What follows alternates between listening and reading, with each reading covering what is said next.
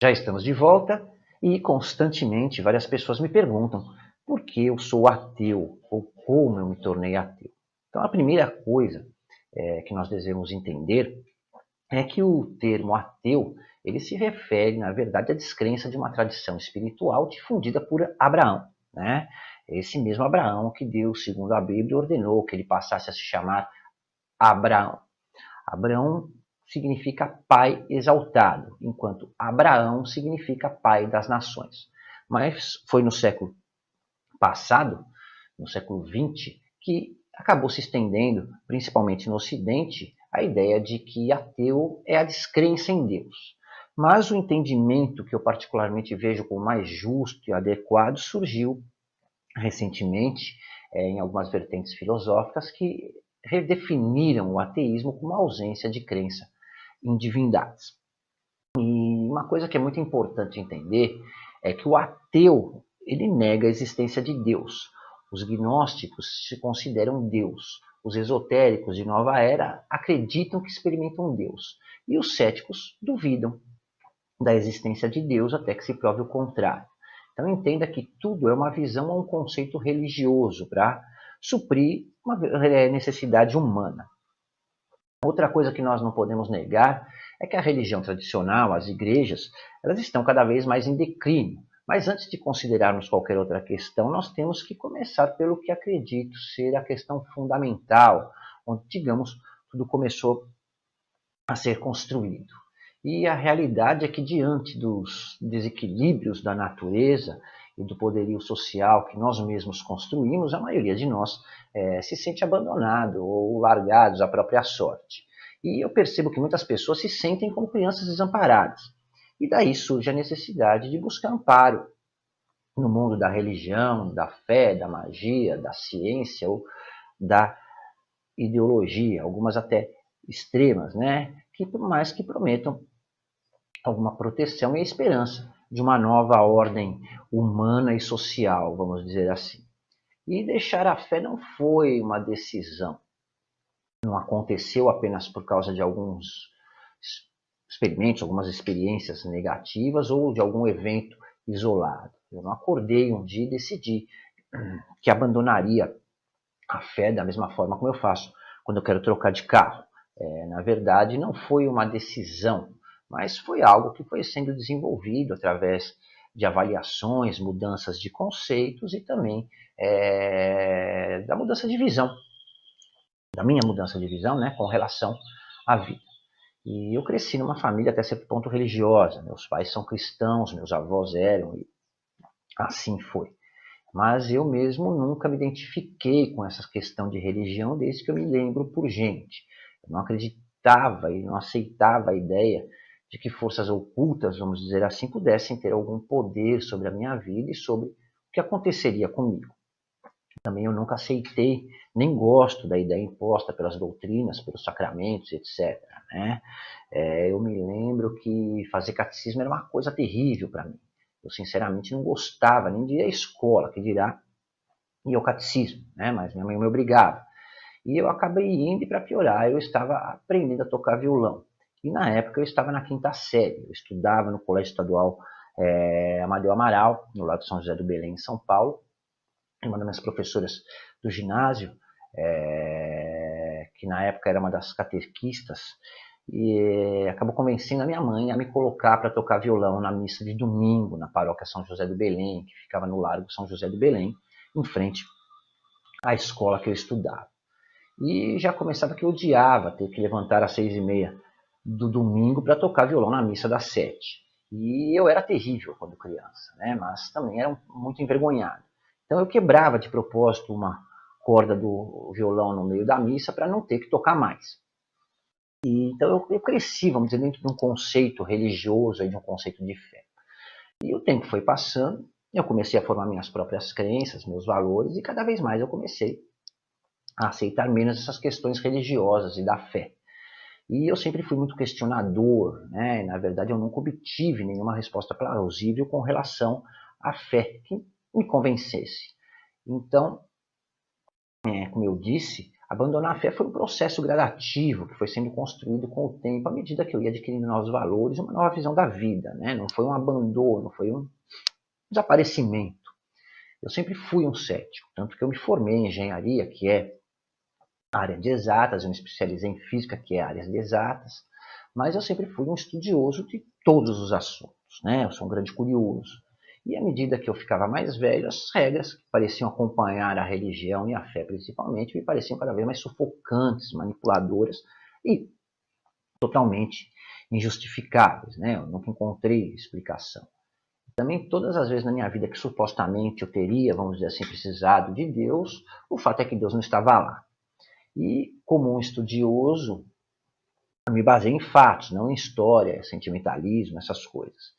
Então, diferentemente da maioria das pessoas que geralmente nesses momentos, né, acreditam que Deus lhe abandonou, eu sou muito realista, né, eu não sou nada egocentrista, inclusive. Então, eu simplesmente cheguei racionalmente à conclusão de que Deus não existe. Porque se ele existisse, teria.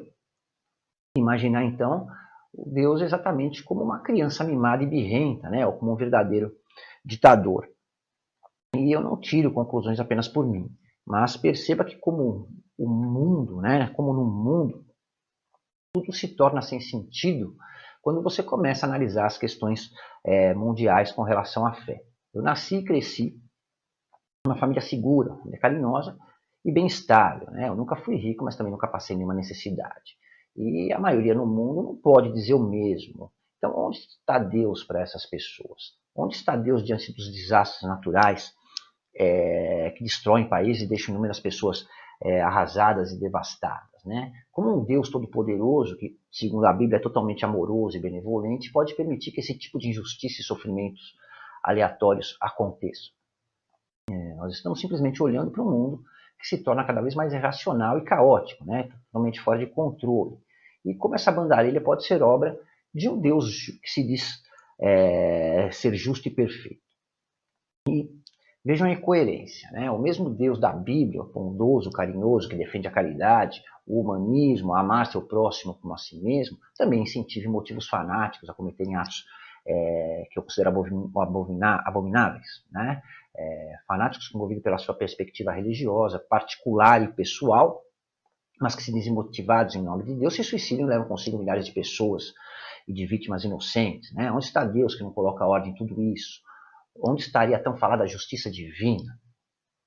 Então, quando você começa a fazer esses questionamentos, se você parar para pensar, quantas atrocidades não foram cometidas na Santa Inquisição no século XVIII, liderada pela Igreja Católica em nome da fé e de Deus, né? Todo o conflito no Oriente Médio se dá por causa das questões religiosas, na sua maior parte, por causa da fé, né? Além do petróleo, claro.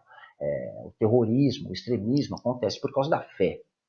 Então, a realidade é que, em certo ponto, o mundo seria muito mais pacífico se não houvesse a fé, né? Essa é a conclusão que nós chegamos. E quando você começa a fazer esse tipo de questionamento e buscar respostas, começa a surgir uma enormidade de lacunas e contrariedades. Se Deus direciona todos os seus crentes para uma mesma verdade, por que existem tantas seitas do cristianismo, por exemplo, que interpretam a Bíblia da maneira dramaticamente diferente uma da outra? E onde cada uma delas tem a absoluta certeza de que somente ele tem um enorme entendimento, né? Um entendimento correto, e são os conhecedores da verdade, enquanto outras que pensam diferente são consideradas hereges, pecadores e devem ser convertidos. Cada um deles possui um canal de comunicação direto com Deus, porque então Deus não lhes diz, né, qual é a verdade verdadeira, né, da redundância, né? Porque não diz, não mostra isso de uma vez, porque não apazigua tudo isso e coloca, ponto final, uma ordem nessa bagunça. Não há um consenso sequer com as questões mais básicas e fundamentais da teologia, como nós podemos esperar que exista uma divindade universal única? Como nós podemos esperar que exista alguma divindade justa, perfeita e soberana? Se ela existe, na minha visão, ela está sendo negligente, omissa e totalmente displicente. Na minha percepção, o que eu vejo humildemente é que existem muitas pessoas cultuando várias entidades, divindades, seja lá o que for, sobre o mesmo nome, e que cada uma delas tenta patentear esse nome para a sua própria divindade, testando ela como a única e verdadeira. né? E se você reparar, as crenças, principalmente o cristianismo, é uma cultura que se desenvolveu junto com a cultura humana, com o passar dos séculos, mas sem evoluir, né? Sem nenhuma evidência de que exista alguma coisa sobrenatural realmente, né? A Bíblia, que seria a palavra de Deus, diz que toda a nossa existência e virtude está na compaixão, na humildade, na paz, na paciência, na bondade, honestidade, felicidade, no domínio próprio, né? De forma reduzida. E que nós devemos ser gratos a Deus por tudo que Ele nos dá, né? Tudo é vontade de Deus, se você analisar por esse aspecto. Então, se tudo é a vontade dele e ele está presente em tudo, ele é egoísta, intrometido e egocêntrico, né? E outro detalhe, perceba quão incrivelmente egoísta é para alguém acreditar que Deus está sempre presente fazendo pequenas coisas mágicas para tornar a sua vida mais fácil ou mais difícil, né? Quando há pessoas nesse mundo que não têm sequer como suprir as suas próprias necessidades básicas para sobreviver, né? Como ficam as pessoas que estão no Congo, no Burundi, em Gana, e em outros lugares que não têm sequer água potável, que morrem de fome e de sede. Elas também devem ser gratas a Deus, então, só pelo fato de elas estarem vivas, né? Nessa hora, muitas pessoas me dizem que Deus sabe o que faz, né? E que Ele tem um plano específico para cada ser humano. Que plano é esse, né? Que tipo de Deus nega às pessoas as necessidades básicas para viver e ainda exige sua gratidão por ter lhes dado a vida, né? Eu, sinceramente, prefiro acreditar que Deus não existe do que escolher seguir, servir, chame como quiser, esse tipo de Deus, né? Um Deus que dá privilégios a seus escolhidos e castiga aqueles que sabe-se lá por que não ganharam a sua simpatia. Na minha visão, por pior que seja o crime, vamos dizer assim, quem merece o castigo de viver para morrer de fome e morrer de sede, né? Se a gente seguir por esse conceito, vamos dizer que o nosso planeta, a Terra, é um campo de concentração, né? Note que eu estou falando sobre a minha visão com relação à fé. Eu não sou um descrente, eu sou um cético. Eu não nego a existência de Deus, mas eu duvido dela, né? Diante de tanta incoerência, inconsequências, né? Eu cheguei à conclusão que, para mim, é óbvia, né? E talvez não seja para mais ninguém, mas para mim é de que Deus simplesmente é uma invenção humana e que ele não existe. E, na minha visão, Deus é só uma figura folclórica de cada crença, seita ou religião, sei lá, né? Onde cada uma delas atribui uma personalidade diferente. Mas veja bem, né? De forma alguma eu incentivo, estou querendo convencer as pessoas a abandonarem a sua fé, né? Ou eu quero fazer com que sigam a minha opinião e pensamento. Eu não julgo nem discuto a fé de cada um, até porque a fé é uma coisa pessoal e única para cada um, né? Cada um entende a fé e a utiliza da maneira que quiser para o seu próprio entendimento, né? Eu também não nego de forma alguma que a fé tenha uma importância muito grande, sim, na vida da maioria das pessoas e principalmente na manutenção da ordem em nossa sociedade até um certo ponto. Eu lido com pessoas e os seus problemas diariamente, eu vejo a aflição de muitas pessoas e, indubitavelmente, para a grande parte dessas pessoas a fé se torna essencial, principalmente para aquelas pessoas que acreditam que não possuem nada de especial, né? E realmente é muito difícil para alguém enfrentar e viver em um mundo onde ele acredita ser insignificante e no qual não tem importância nenhuma sobre o seu ponto de vista, né? E é muito reconfortante e eu diria importantíssimo até nesse caso realmente acreditar que Deus tem um plano para si, né? Isso lhe torna alguém importante e dá principalmente esperança à pessoa. Mas ao mesmo tempo é limitante, porque lhe torna inerte e dependente, né? A pessoa abre mão de seu maior potencial, que é o poder de ser capaz de realizar tudo aquilo que desejar e principalmente de ser capaz de fazer a sua própria vontade, de lidar e controlar a sua própria vida, né? Em muitos aspectos, a nossa cultura atual é elevada e sofisticada, né? E possui ainda uma grande variedade de pontos fortes, como a adaptabilidade, a abertura para se absorver novas ideias, novas crenças, para esclarecer e unir várias ideias e opiniões. Mas quando se trata de cultura da fé, na minha opinião, ela é totalmente retrógrada e ineficiente, né? A fé é um conceito religioso e, em sua essência, exige confiança, crença e segurança, né? Seja na realidade, seja com relação às outras pessoas e, essencialmente, com o divino ou com a divindade. A própria possibilidade de existir a fé já levanta a questão da confiabilidade, da realidade, né? Das pessoas ou daquilo em que nós acreditamos incondicionalmente. E de uma maneira bem simples e dinâmica, né, da fé, vamos dizer assim, é determinada mais pelo seu objetivo, né, ou aquilo que se acredita, do que pela pessoa, né, aquele que acredita. Se nós olharmos a fé de uma forma bem prática e realista, todo aquele que tem fé se relaciona com Deus ou com o divino, não por causa da fé, mas pelo medo, pelo interesse e pela negociação, né? É uma relação de egoísmo, de conveniência, não de desapego. E repare que todos tentam seguir supostas regras de Deus, porque do contrário ele castiga, é o medo, né? E todos tentam agradar a Deus, porque assim ele recompensará interesse e negociação, barganha, né? Então, se você reparar bem, a fé não é nada altruísta, né? Ele é um negócio egocêntrico e narcisista. A fé coloca os seus interesses pessoais em primeiro lugar em detrimento dos demais. E é o oposto do altruísmo e da caridade, né? Nós estamos falando sim de corrupção, né? Se Deus bíblico de Abraão, das religiões e da fé existe, ele é um corrupto. E se ele é corrupto, ele não é justo, ele não é perfeito, ele não é benevolente. E o ser humano, ele é evasivo por natureza.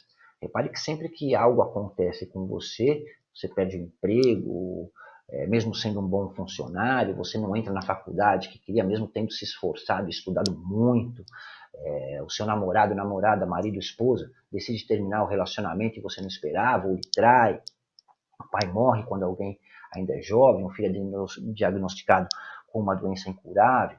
Sempre que a vida nos castiga, né, como nós gostamos de dizer, nos dá algo de ruim, a primeira coisa que qualquer um faz é ficar com raiva de Deus e se sentir injustiçado por ele. Né? Nós culpamos Deus porque nós não temos a quem culpar.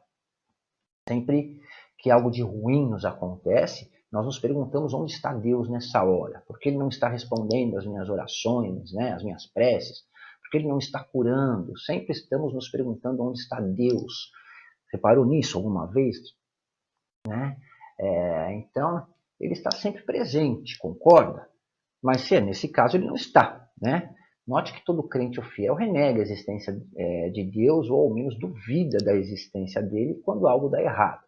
Mas é claro que depois que as coisas dão certo ou que alguma coisa dá certo, a primeira coisa que faz é agradecer a Deus e lhe atribuir o mérito para lhe agradar. Né? Então, que porra é essa de bate a sopra? Isso é, no mínimo, ingratidão, para não dizer hipocrisia. Né? A realidade é que, como eu disse há pouco, nós precisamos culpar alguém pelo que estamos passando. Nós nos sentimos, né, tão fora do controle que precisamos culpar alguém e culpamos Deus. E é melhor arrumar um bode expiatório para culpado que assumir a culpa ou atribuir a culpa a quem cabe realmente. Se o seu chefe lhe manda embora, mesmo que você ache que é sem motivo, né, e mesmo que você seja esforçado e competente, no mínimo ele vai te humilhar, ele vai revidar, ele vai lhe atribuir a culpa, né? E apontar com certeza todos os seus defeitos. Então é mais fácil atribuir o problema a algo ou a alguém que não revida, né? Que não responde, que não resiste. E aí, cadê a sua fé nessa hora? Né? Cadê a sua confiança em Deus? Repare que sempre que alguém fica com raiva, a primeira coisa é se desconectar de Deus. Depois fica com medo do castigo, pede desculpa e se reconecta. Né? Vai lá e faz as pazes. Uma briguinha de escola. E se não for Deus que está fazendo essas coisas com você? Você já pensou uma vez nessa hipótese? Né? E se em vez de Deus como uma divindade distante, indiferente, o juiz severo que paira seu castigo sobre tudo e sobre todos, nós percebemos que vivemos na realidade em um mundo problemático, cheias de pessoas problemáticas assim como nós, né? E passássemos a assumir a responsabilidade por consertar e resolver o que está errado em nossas vidas, ao invés de tentar tentando consertar o mundo, né? Com certeza, se você fizer isso, toda a dor, ou a maior parte dela, todo o sofrimento, toda a angústia, seriam eliminados, né? E eu garanto a você que não é nada fácil fazer isso, né? É preciso principalmente, acima de tudo, muita coragem. Então, o que me levou a abandonar a fé, na verdade, como muitos me perguntam, não foi um abandono, nem uma decisão. Na realidade, foi uma mudança de visão, né? Eu passei a entender que eu sou o senhor e dono do meu destino e simplesmente passei a assumir a responsabilidade pelos meus próprios erros, sem culpar a ninguém ou alguém, né? Eu passei a reconhecer também os meus méritos, a minha competência e as justas recompensas pelos meus resultados, né? Pelas minhas conquistas. E também não diria que eu passei a assumir a responsabilidade não pelos castigos, né? Mas pelas dificuldades que surgem na minha vida, que são consequência, obviamente, das besteiras que eu mesmo faço, né? Eu não tenho e não quero um Deus para culpar. Eu sou inteligente e forte o bastante para assumir as minhas responsabilidades e sábio o suficiente para não me meter na vida alheia, né? Se me pedem ajuda, conselho, orientação, eu dou. Siga se quiser, ignore se achar que não é útil, né? Como eu disse, eu sou um cético. E como todo bom cético, assim como um dia eu tive e hoje duvido da fé, eu posso voltar a acreditar novamente a partir do momento que eu estiver convencido da sua realidade. E respondendo a outra pergunta, que também me é muito feita, né, no que eu acredito e se eu acredito que há alguma coisa a mais além da questão física e material, isso vai ficar no próximo programa aí, quem sabe. Muito obrigado pelo seu tempo e pela sua atenção. Se você gostou do programa de hoje, ou do assunto do programa de hoje, acredita que ele pode ser útil para mais alguém, compartilhe, né? Me ajude a levar minhas ideias, meu conhecimento às mais pessoas. Deixe seu comentário e compartilhe também o seu conhecimento, a sua opinião, né? E se você quiser falar comigo ou dar a sua sugestão, você pode me chamar pelo WhatsApp. Todos os meus contatos estão aqui embaixo na descrição do vídeo. E eu quero aproveitar para convidar você a conhecer os meus 2 novos livros, o Enriquecendo a Vida, que eu lancei recentemente, que serve para todos aqueles que buscam desenvolvimento pessoal e para aqueles que se interessam também pela numerologia e toda a sua ligação entre ciência e misticismo. Eu convido a conhecer o meu livro Sagrado Secreto, que foi lançado já um pouquinho antes, né? Todos os links estão também aí embaixo na descrição do vídeo. Muito obrigado pelo seu tempo, pela sua atenção e principalmente pela sua companhia. Por hoje vamos ficando por aqui, mas continue seguindo o canal, porque na próxima semana ou a qualquer momento eu volto com mais um assunto aí ou alguma novidade especialmente para você. Um forte abraço e até a próxima. Até lá!